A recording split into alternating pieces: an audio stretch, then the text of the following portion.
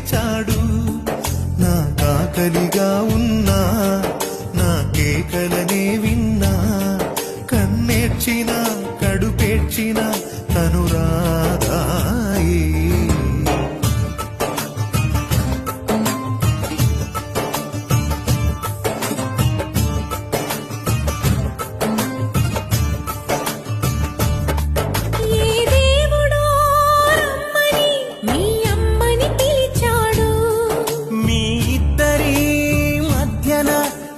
అమ్మని నిలిపాడు.